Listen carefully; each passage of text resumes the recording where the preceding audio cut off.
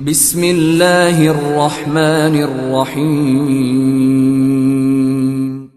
In the name of Allah, the Beneficent, the Merciful. آپ صلی اللہ علیہ وآلہ وسلم کا مبارک نسب نامہ یہ ہے: محمد بن عبداللہ بن عبد المطلب بن ہاشم بن عبد مناف بن قصا بن کلاب بن مرہ بن کعب بن لوج بن غالب بن فہر بن مالک بن نضر بن کنانہ بن خزریمہ بن مدرکہ بن الیاس بن مضر بن نزار بن ماد بن عدنان. عدنان بالاتفاق حضرت اسماعیل علیہ السلام کی نسل سے ہیں، لیکن یہ دونوں کے درمیان کتنی پشتیں ہیں اور ان کے کیا کیا نام ہیں، اس بارے میں اختلاف کیا جاتا ہے. آپ صلی اللہ علیہ وآلہ وسلم قبیلہ قریش سے تعلق رکھتے تھے، جو پورے عرب میں سب سے معزز قبیلہ تھا. قریش دراصل فہر بن مالک یا نضر بن کنانہ کا لقب تھا. بعد میں اس کی اولاد اسی نسبت سے مشہور ہو گئی. یوں تو اس قبیلے کو ہر دور میں سعادت حاصل رہی ہے، لیکن قصا کو ایک منفرد مقام حاصل ہوا. اس کا نام زید تھا اور وہ بچپن میں یتیم ہو کر والدہ کے ساتھ ملک شام کے قریب قبیلہ ازرع میں جا بسا اور وہیں پلا بڑھا، لیکن جوان ہو کر مکہ میں آ گیا اور کچھ ہی دنوں کے بعد خانہ کعبہ کا متولی بن گیا.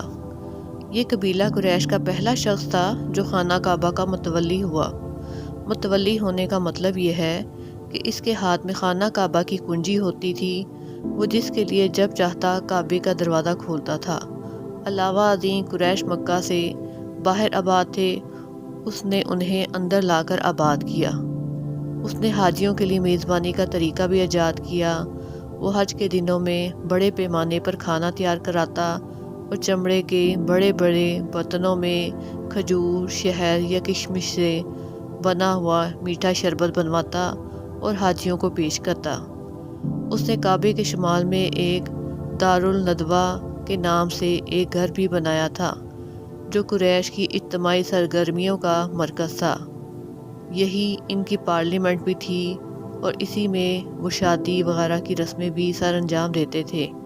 قریش کا جھنڈا اور کمان بھی قصی ہی کے ہاتھ میں تھا، چنانچہ لڑائی کا جھنڈا اس کے سوا کوئی نہیں باندھ سکتا تھا.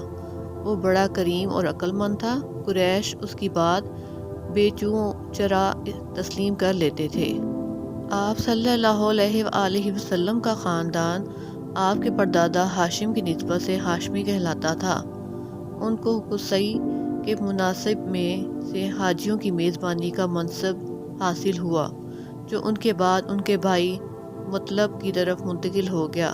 مطلب کے بعد پھر ہاشم کی اولاد کو یہ منصب حاصل ہوا اور اسلام کی آمد تک انہی کے ہاتھ میں رہا. ہاشم اپنے دور کے سب سے عظیم انسان شمار ہوئے تھے. انہیں وادی بطحا کا سردار کہا جاتا تھا. وہ روٹی توڑ کر گوشت اور شوربے میں بھگوتے اور لوگوں کے کھانے کے لیے چھوڑ دیتے تھے. چونکہ عرب میں اس طرح کسی چیز کے توڑنے کو حشم اور توڑنے والے کو ہاشم کہتے ہیں، اس لیے اس کا نام ہاشم پڑ گیا تھا، ورنہ ان کا اصل نام عمرو تھا. قریش تجارت پیشہ تھے. ہاشم نے ان کے لیے جاڑے میں یمن اور گرمی میں شام کا تجارتی سفر منظم کیا اور اس کے لیے دونوں ملکوں کے ذمہ دار سے ضمانتیں حاصل کی. اس سفر کا ذکر قرآن مجید سورہ قریش میں اللہ تعالیٰ کے ایک بہت بڑے احسان کے طور پر کیا گیا ہے. ہاشم ایک بار تجارت کے لیے شام جاتے ہوئے یثرب مدینہ منورہ سے گزرے تو وہاں بنو عدی بن نجار کی ایک خاتون سلمہ بنت عمرو سے شادی کر لی اور کچھ عرصہ ٹھہر کر ملک شام چلے گئے اور وہیں سرزمین فلسطین کے مشہور شہر غزہ میں انتقال کر گئے. ان کی روانگی کے وقت سلمہ حاملہ تھی. بعد میں ایک بچہ پیدا ہوا جس کے سر کے بالوں میں سفیدی تھی، اس لیے اس کا نام شیبہ رکھا گیا. یہ بچہ مدینے میں پرورش پاتا رہا، لیکن مکے میں ہاشم کے بھائیوں اور خاندان کے دوسرے لوگوں کو اس کا علم نہ تھا.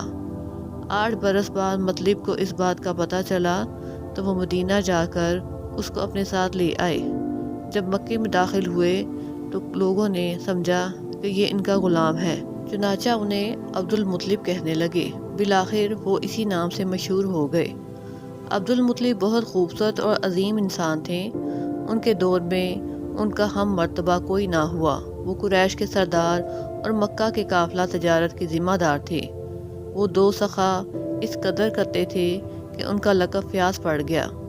ان کے دسترخواں کا پس خوردہ مسکینوں، جانوروں اور چڑیوں کے کھانے کے لیے رکھ دیا جاتا تھا، اور اس بنا پر ان کا یہ عرف بن گیا تھا۔ زمین پر انسانوں اور پہاڑ کی چوٹیوں پر وحشی جانوروں اور چڑیوں کو کھانا کھلانے والا۔ انہیں زمزم کا کنواں کھودنے کا شرف بھی حاصل ہوا۔ اس کنویں کو بنو جرہم نے مکے سے جلا وطن ہوتے وقت پاٹ کر دیا تھا۔ اس وقت سے اس کی جگہ نامعلوم چلتی آ رہی تھی۔ عبد المطلب کو خواب میں زمزم کے کنویں کی نشاندہی کی گئی اور کھودنے کا حکم دیا گیا۔ انہوں نے کھودا تو پرانا کنواں برآمد ہو گیا۔ انہی کے زمانے میں خانہ کعبہ پر ہاتھی والوں کے حملے کا واقعہ پیش آیا۔ یہ سب حبشی تھے۔ ان کے سردار کا نام ابرہہ تھا، جو یمن پر قابض اور حکمران تھا۔ وہ خانہ کعبہ ڈھانے کے لیے 60,000 کا لشکر جرار لے کر آیا تھا، لیکن جب مکے کے مشرق میں مزدلفہ اور منی کے درمیان وادی محصر میں پہنچا اور مکے پر حملہ آور ہونے کے لیے تیار ہو گیا تو اللہ تعالیٰ نے اس کے لشکر پر چڑیوں کا جھنڈ بھیجا، جنہوں نے اس پر ٹھیکری جیسے پتھر برسا دیے اور وہ کھائے ہوئے بس کی طرح ہو گیا۔ یہ واقعہ آپ صلی اللہ علیہ وآلہ وسلم کی پیدائش سے 50 دن پہلے آیا۔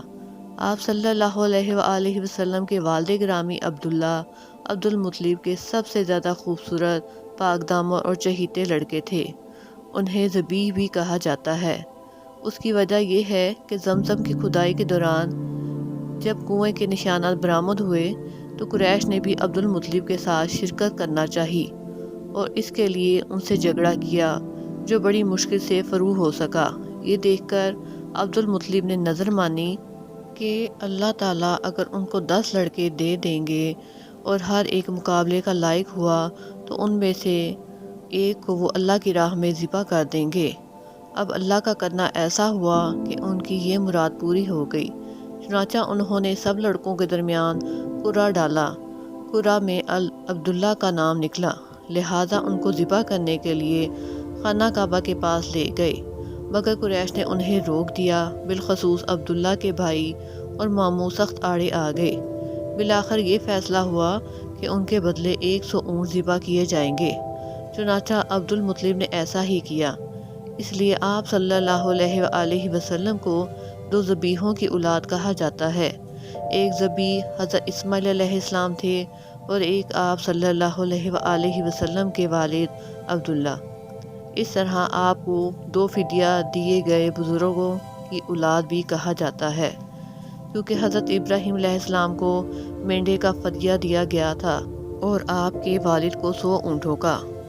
عبداللہ کی شادی آمنہ بنت وہب سے ہوئی، جو اس وقت قریش کی سب سے بلند پایہ خاتون تھی۔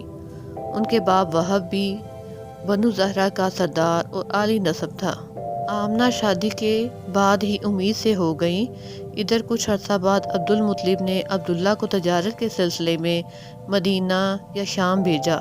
واپسی پر وہ مدینے میں انتقال کر گئے اور انہیں نابغہ زبیانی کے مکان میں دفن کیا گیا۔ اس وقت تک آپ صلی اللہ علیہ وآلہ وسلم پیدا نہیں ہوئے تھے۔